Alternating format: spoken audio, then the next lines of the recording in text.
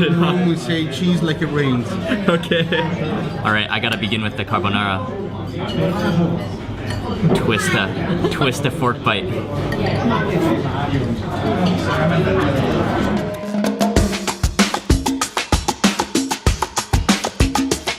Good morning, everyone. It's Mark Wiens with migrationology.com in Rome, Italy. It is a nice, bright, sunshine morning. We have a full day of sightseeing and doing things and eating in Rome, so we're gonna go have breakfast real fast, and then we're gonna head out. Ying and I are the first ones to breakfast this morning.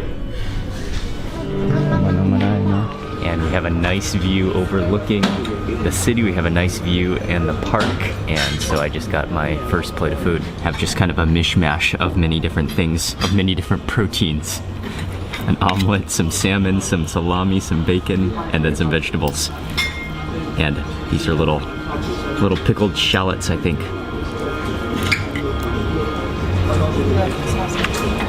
And this is some wonderful looking bacon.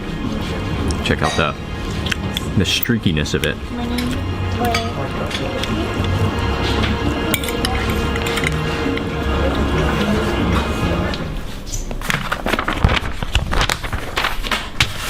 We're getting ready to leave in a few minutes for a full day of sightseeing in Rome, but let me just quickly show you on this map sort of the rough plan. We are staying up here near to Spagna. We're gonna take the metro down to Colosseo. We're gonna go to the Colosseum, we're gonna go to the Palatino Hill, and we're gonna go to the Forum.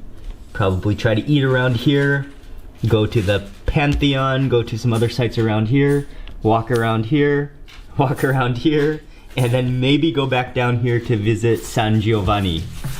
We'll see how our time comes.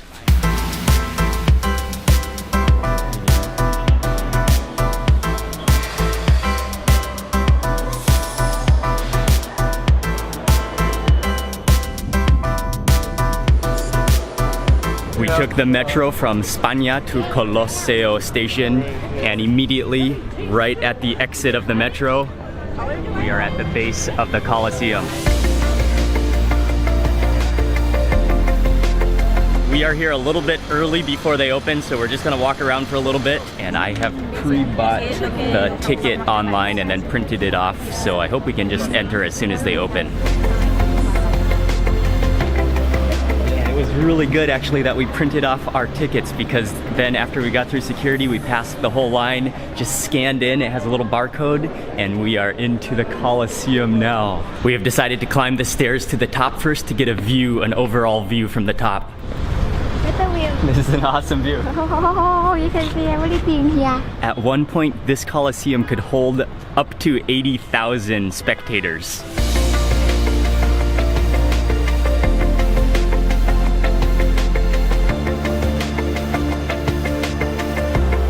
And it was covered in a flooring, so now you can see sort of some of the underground area. But this is where the gladiators would fight, and also this is where they would reenact battles, and it could even be flooded so that they could reenact naval battles and depictions as well. You have seen so many photos and you've seen movies that depict the Colosseum, and so just imagining the battles and the events and the things that took place within the Colosseum as you're walking through here, that's what really comes to mind when I'm walking through. We are on our way next to the Forum. Right across the plaza from the Colosseum is the Roman Forum, and this was the heart, the very center of ancient Rome, and so many of the most important buildings, and this is the area where Rome thrived.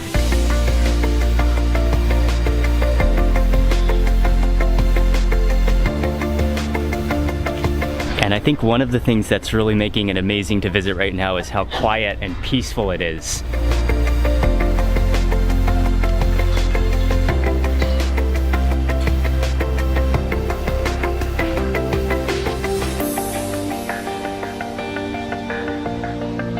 Right behind me is what remains of the Temple of Saturn, which is one of the oldest temples in Rome. It dates back to the 6th century BC, but the remains of what you can see right now date back to 42 BC. Oh, they have fresh cold water.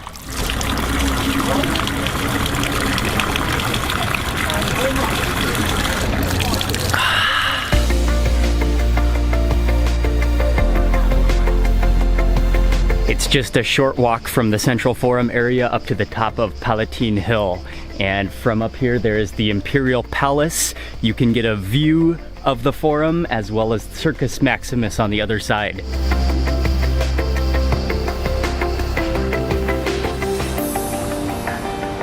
And now I'm overlooking Circus Maximus, which is a giant open-air horse chariot racing stadium. And also they held public events here, and it could accommodate up to 150,000 people that would watch events. You could easily spend a couple of hours walking and exploring around the Forum area, but it is now my favorite time of the day, so we just exited.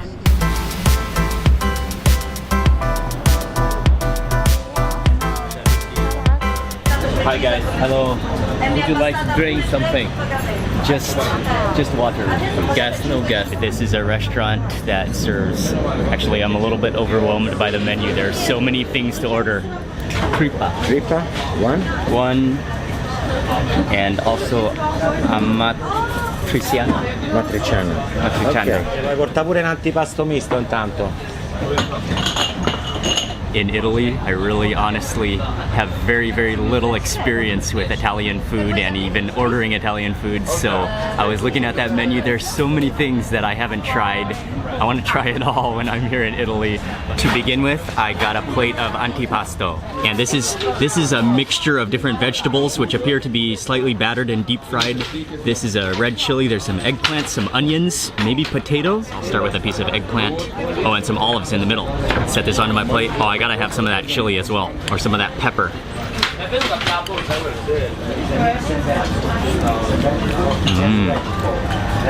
It's a really soft, like fully tender pepper. A little bit sweet and sour. Maybe it's the tomato sauce, or there's some tomatoes on there that make it really sour and tart.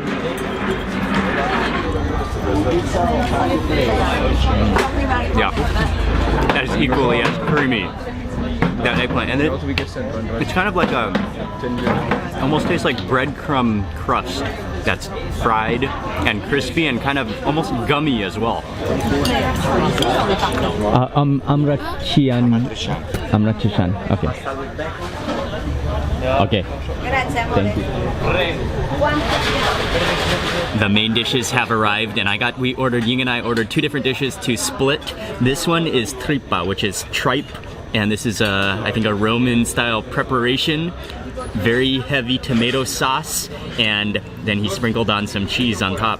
And I don't think there's any pasta in here. I think it's just all tripe. Oh, my kind of a dish, just sauce and tripe. Okay, I'm just gonna taste this first.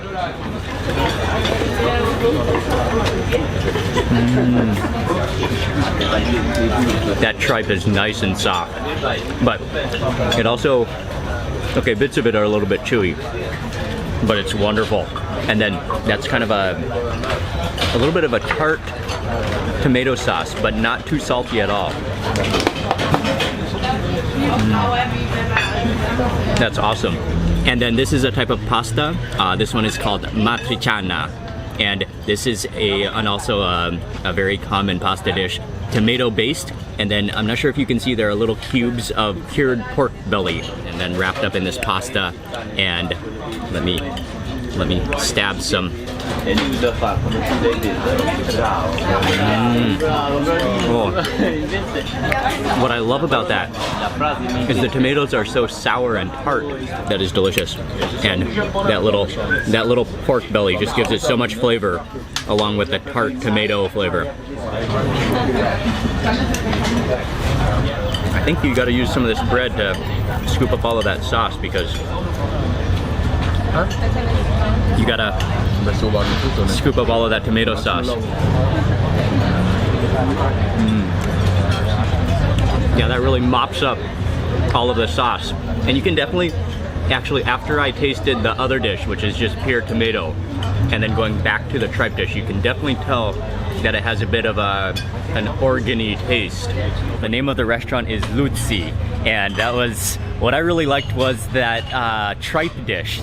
If you can imagine a texture that is both very soft but slightly chewy at the same time, and I know that sounds kind of ironic, but as soon as you have that tripe dish, you'll know exactly that contrast. One of the reasons we ate here is because it's right on the route of where we're gonna be going. We're gonna be going visiting some churches next, and it's just kind of on the backside of the Colosseum. We are walking towards the Basilica di San Giovanni, but on the way we were gonna stop at the Basilica di San Clemente, but unfortunately they have just now closed for lunch. We just missed it, and they won't open up for another couple of hours, so I don't think we're gonna hang around.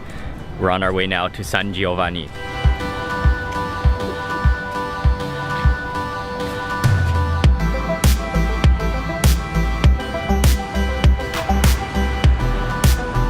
The Basilica di San Giovanni was commissioned by Constantine in 324, and it is significantly important in Rome because it was the first Christian basilica in all of the city.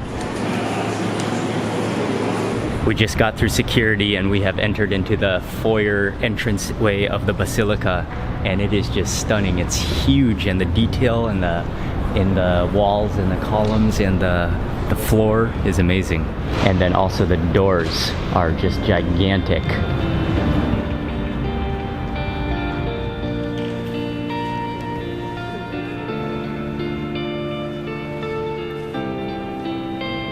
It almost takes my breath away.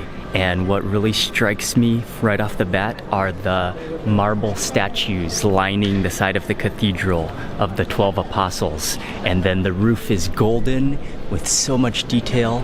You just walk in here and literally this sense of like peace and quiet and calm just overwhelms you. And I'm just gonna stop talking right now and just listen to the peace.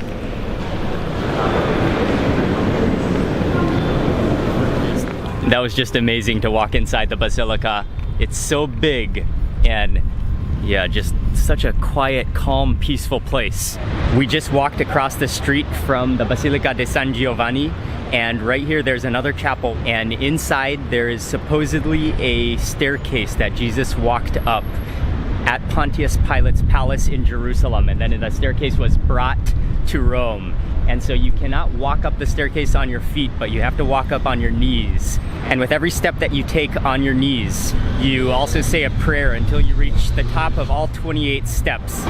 Ying and I are gonna make the climb up the staircase on our knees.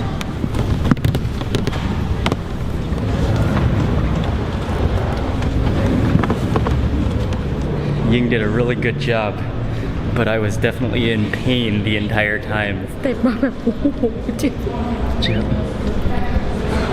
I actually wasn't expecting it to hurt that much now. I think that took us about 15 minutes, and you just kind of creep up the steps very slowly, but it was well worth it. We walked back to the metro. We're gonna take it a couple of stops to our next place. We got off the metro at Barberini station, and we are gonna walk towards the Trevi fountain.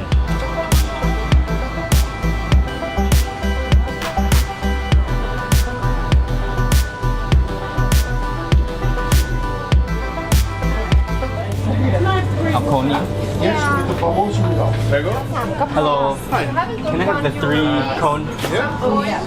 Chocolate chip. Chocolate chipping. And anything else? Anything else here? Thank you. I don't know if anybody ever comes to Rome without having some gelato. There are many places to get gelato around this area. We came to a place called Gelateria Valentino. We ordered half chocolate chip and half coconut. Oh yeah, that is pretty awesome. Really, really milky. Wow, the coconut is really good too. Has, again, a really, really milky, creamy flavor to it, and even a very smooth texture. And then in the coconut you feel the little pieces of dried coconut as well.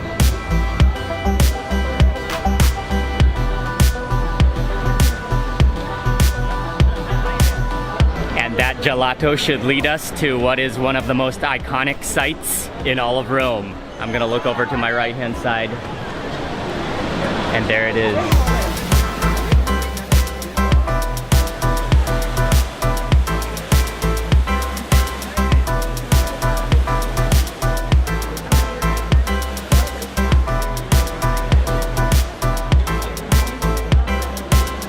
as much as that was cool to see, we are pretty hot and tired now, so Ying and I are heading back to the hotel. We're gonna spend a couple of hours, and tonight we have a very special big dinner coming up. Stay tuned, dinner coming soon. Tonight, Ying and I are going to go meet Valentina and Antonio, and they are from Rome. They were really helpful, and they reached out to me when I mentioned that I was coming to Rome, and they really helped me put together a good itinerary of what to do and see and also eat in Rome. So we're going to meet them for dinner tonight. I am predicting a very good dinner.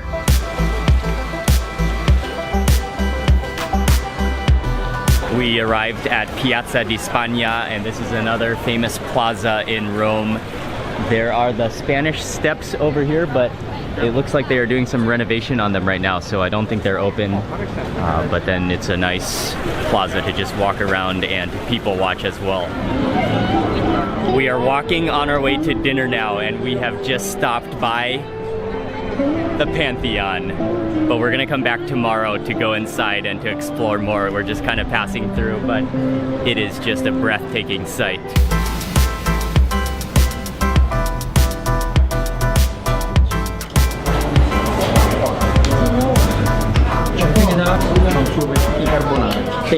Cacio e pepe e alici, pachino, pepe e pecorino. He's not sure about the rabbit, he has to catch it first. Se no, se mi dici come fa il verso della carota, perché è un po' così. Il coniglietto. Sono pure riprende,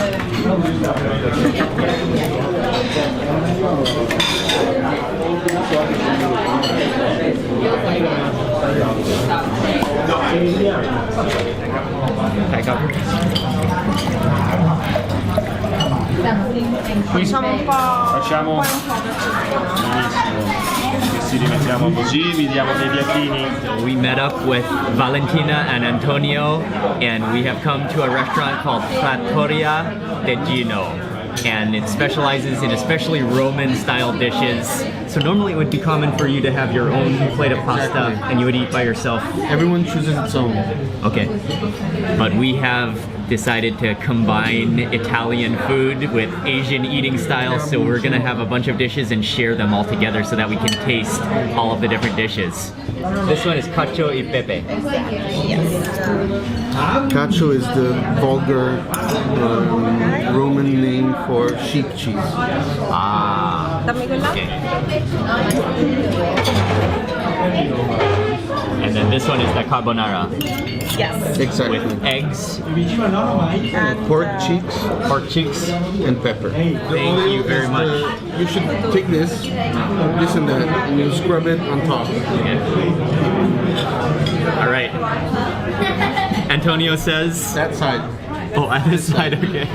Okay. Antonio says always more cheese is a good idea. What type of cheese is this? This is sheep cheese. Sheep cheese, Roman okay. sheep cheese. Roman sheep cheese. Wow.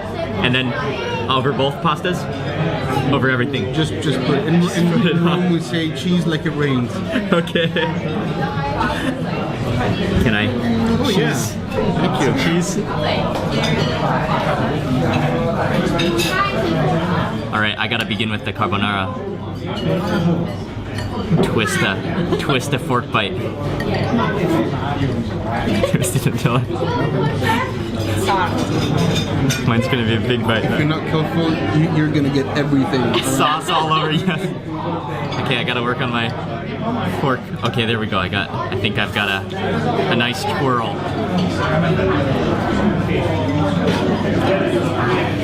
Oh yeah.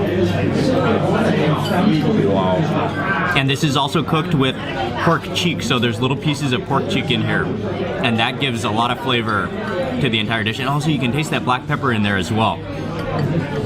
That is just absolute rich deliciousness coating the noodles. I'll try this one next.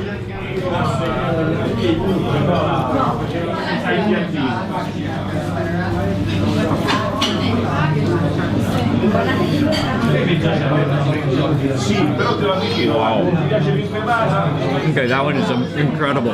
The combination of that sheep cheese, which has this like salty, kind of complex cheese flavor, and then it's complemented so well just with that black pepper and then just coating that pasta. That is just a superb combination. It tastes just simple, but all about the flavor from that cheese and the pepper.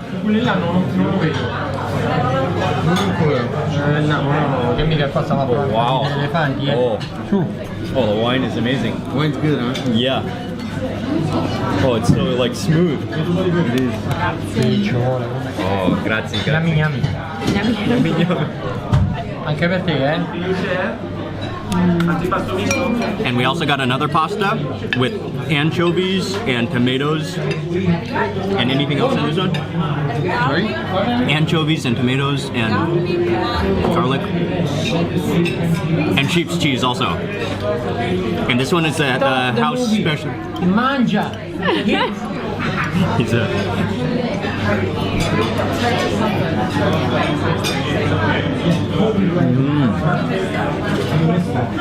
Oh, this one is really good too. You can taste, yeah, of course you can taste the anchovies.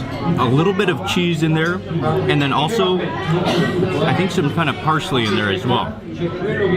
That tastes like kind of refreshing. Okay. Adding a little extra pepper. All of the pastas are just unbelievably good. I think I really love that one with the sheep's cheese and pepper. That combination just complements each other so well. But the carbonara is also impressively good. It's so rich and so like, yeah, it's just incredibly rich and creamy and just packed with flavor. Those butter, the eggs, the pig cheek. And I definitely need to work on my pasta twirl. Come piovesse. Fegato, come piovesse. Poi abbiamo il salto in bocca. Dai, E infine sono riuscito a piarlo. Il coniglietto. Ha preso? No, mi sono messo a chiedere la carota che ha fatto il... All of the pasta, that was only the beginning of this meal. We have now moved on to the main courses, and we have a bunch of different dishes. We got some liver, which is a Venice style preparation, boiled beef, which is then fried and then combined with tomatoes and onions and pine fruit. And then this is another interesting vegetable dish that we got here, which is chicory leaves, which I don't think I've ever had before. Rabbit, which looks like I think it's been braised in some wine and also rosemary. And then the final meat dish I think we got is veal, thin strips of veal with prosciutto on top, and then with fresh sage on top, butter and white wine sauce. I'm gonna start with the liver and onions. Oh yeah. I love liver, and oh, that's really nice because you can actually taste the white wine in there, and I also got a piece of sage in that bite as well. Oh, that sage is wonderful. Okay, on to the rabbit, and it looks like I got some ribs portion. Let me flip him over. Oh, it's okay to grab it? Okay. I think this may be easier to grab it with my fingers.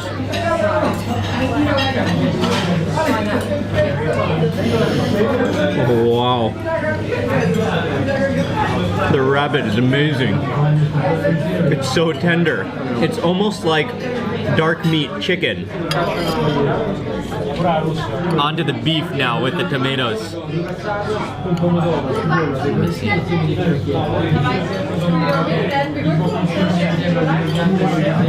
Wow. Yeah. That is a stunner. That beef, again, it's fall apart tender, but it's sort of like flakes in your mouth. And then that's like a sweet but like very, very fragrant tomato and onion topping. And I'm trying to distinguish the spices in there, the herbs, and there's definitely the pine cone fruit in there, although I'm not sure if I can decipher that on its own. But also there's a little bit, Antonio was telling me that there's also a little bit of fennel in there as well. That's an amazing combination. That's delicious. Veal. Let me take out a toothpick, and you can see that piece of sage on top.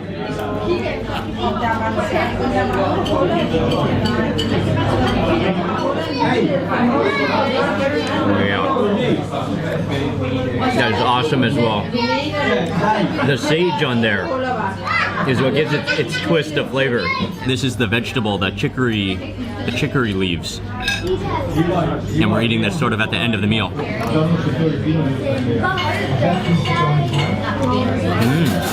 Just a hint of a bitter taste to it. Really good. And you can taste that it's fried with garlic as well. I have a piece of bread. In Italian, it's called scarpetta. And what you do is you take a piece of bread. I'll go over here to this plate. And you just mop up all of that juice and oil and flavor from that dish. And and some rosemary as well. And you mop that all up. You get that all in there. And you clean the plate that way.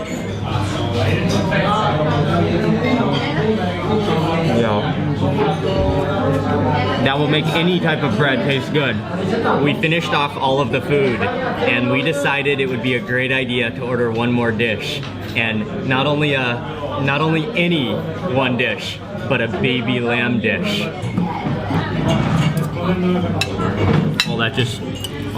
That's beautiful.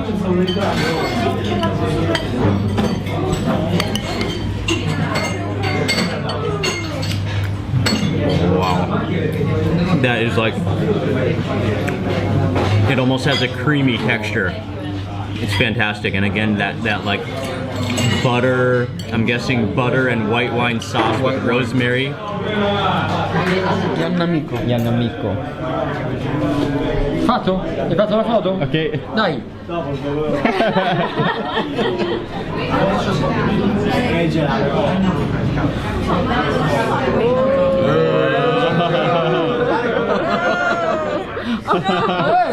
Non me lo dire. Mi eccito, mi caso, aiuto. Thank you very much.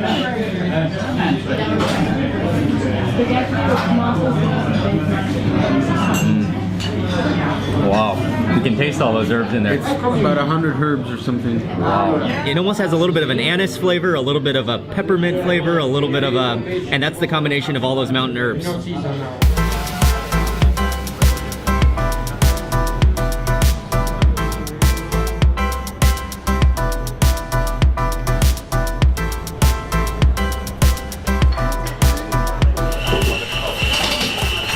Do we stand here and have it? We stand here and have it.